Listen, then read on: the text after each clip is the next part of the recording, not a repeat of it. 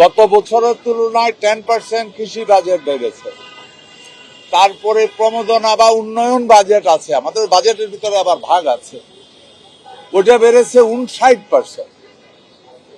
তো অনেক বেড়েছে। যারা বলে তারা হয়তো হিসাব করে নাই ওইভাবে। আপনি যদি তুলনা করেন তাইলে দেখবেন এবারের বাজেট অতীতের যে কোনো বাজেট থেকে বৃহত্তম বাজেট কৃষির উপরে।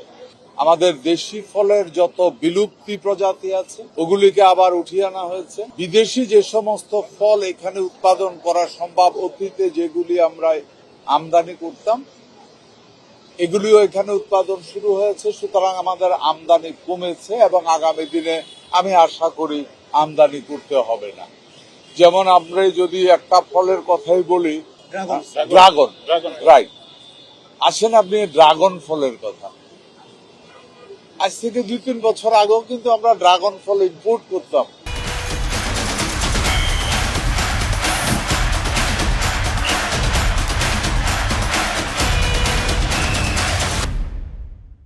এখন আমরা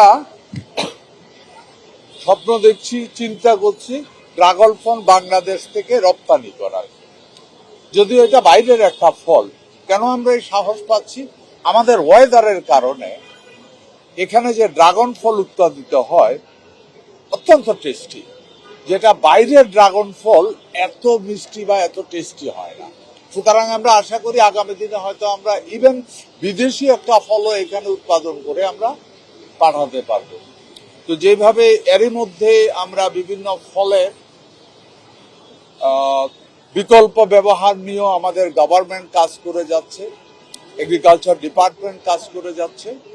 আপনারা এখানে গেলে দেখবেন কাঁঠাল দিয়ে বিভিন্ন ধরনের পিঠা থেকে শুরু করে সিঙ্গারা, চমচা থেকে শুরু করে সবকিছু তৈরি করেছে, কাবাব থেকে শুরু করে। মজার ব্যাপার হলো এই কাঁঠালের কাবাব বা কাঁঠালের সবজি ফুড ভ্যালুতে কিন্তু এটা অনেক হাই, এবং বিশ্বের বেশ কয়েকটা দেশ আমাদের সাথে কথা বলছে আমাদের থেকে কাঁঠাল নিয়ে এই ধরনের প্রোডাক্ট তৈরি করার জন্য।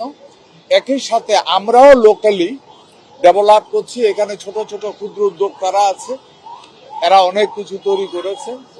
এক কথায় আমি বলতে পারি বাংলাদেশ আগামী দিন অলরেডি এরই ভিতরে আম, আনারস, কাঁঠাল রপ্তানি শুরু হয়েছে। এই বছর বোধহয় আমাদের কাঁঠাল রপ্তানি আরো অনেক বেড়ে যাবে। আমরা চায়নার সাথে একটা কন্ট্রাক্টে আসছি। আগামী দিনে ফল বাংলাদেশের one of the strong export item হিসাবে খুব দ্রুত সামনে এগিয়ে আসবে এই আশা করছি আমরা। এবং আজকের এই মেলার উদ্যোগ নেওয়ার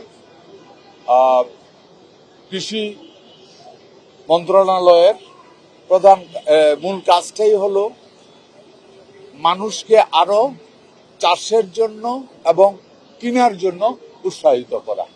এবং রপ্তানিকারক যারা আছে অনেকে হয়তো এখানে আসবে, এসে তারা তাদের সাপ্লাইয়ার খুঁজে নিতে পারবে।